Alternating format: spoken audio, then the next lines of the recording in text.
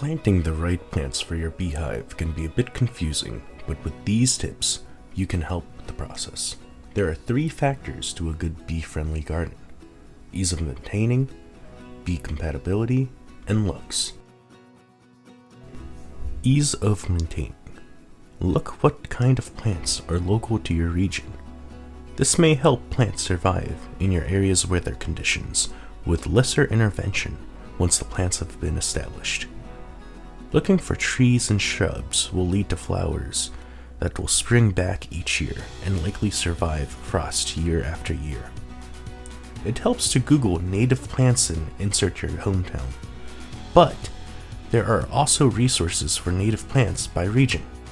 This handy website from X-Trees Society has a list of pollinator-friendly native plants by state to help everyone get started. Bee compatibility. While a plant may be pollinator-friendly, it may not be compatible with bees. As a general rule of thumb, bees prefer white, yellow, blue, or light purple flowers. These flowers they prefer have a mild scent with a shallow pathway to their pollen and wide petals for the bees to land on.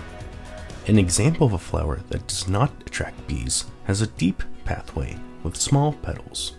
When in doubt, consult online resources regarding bee compatibility. Looks. You did your research, but have you taken a look at how they look? The best plants to plant for your bees are the ones that you are happy with too. Verify the look of the plants you have chosen in this step, not only to help with matching the aesthetic of your own garden, but to help identifying them when looking for them at your local gardening centers. This step will also help with verifying that they are compatible with your bees, with telltale signs that your plants are not compatible with bees if they have long, narrow flowers with hidden spurs and small petals. After identifying the plants you plan to use, create a list of plants that flower and sort them during the seasons they will be active. This will make sure that there are plenty of flowers that bloom throughout the year and will allow your bees to thrive with plenty to forage for. Make sure to have a longer list of plants than you think you will need, as not all plants will be available at your local gardening center and are often sold seasonally if they are. We will be addressing 2 planting methods today. We will be planting plants in planters and scattering seeds throughout the yard. For planters, first check the bottom of the planters for holes. Make sure they are evenly placed holes for proper drainage. Take some rocks or filler material and place it at the bottom depending on how big your planter is.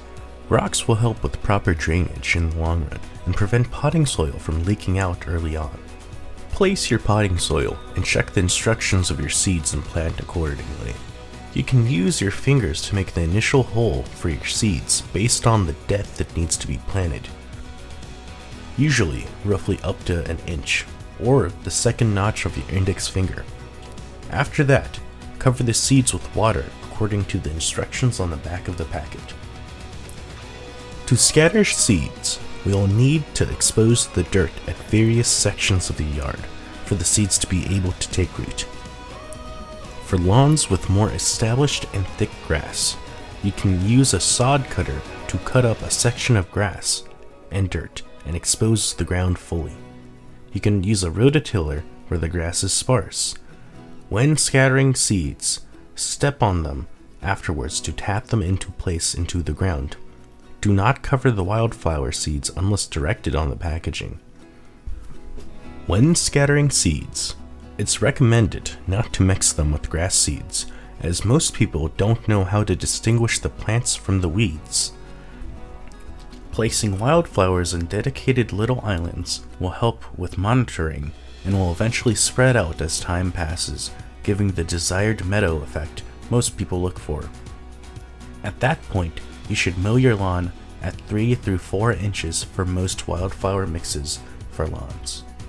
Regardless of which method you choose, you should keep the soil moist while the seeds haven't germinated by watering the soil about 1 through 2 times per day for a week during the summer until they have germinated, switching to about once every other day until the seedlings have been established at 1 through 2 inches. making sure to water when the soil is dry, rather than keeping the soil wet. Watering too much can lead to poor root development, with problems like mold and algae being the frequent offenders. By following these tips and doing your own research, you can plant a bee-friendly garden that is both easy to take care of and will last multiple seasons with the right weather conditions.